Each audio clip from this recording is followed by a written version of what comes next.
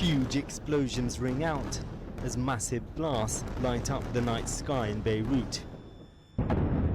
It's one of the fiercest Israeli bombardments of the war. This morning, Dahia, the Hezbollah stronghold of South Beirut, was still smouldering.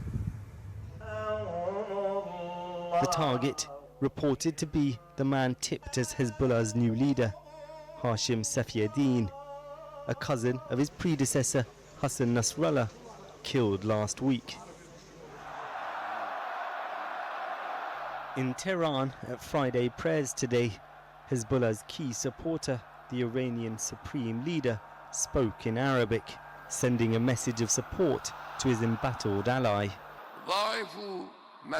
Double your efforts, strengthen your unity and resist the aggressive enemy and thwart it, he said.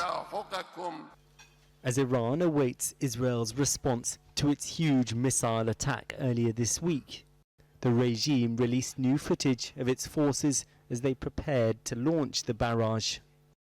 Many Iranians, though, are now deeply anxious about what comes next.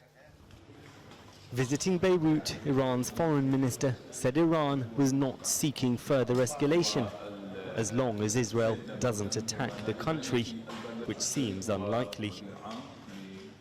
Israeli soldiers are still in operation in southern Lebanon, saying today they've killed more than 250 Hezbollah fighters since the start of the war. In the skies above the border, Israeli air defense systems in action, intercepting Hezbollah rockets. From our position in southern Lebanon, a view of yet more Israeli airstrikes.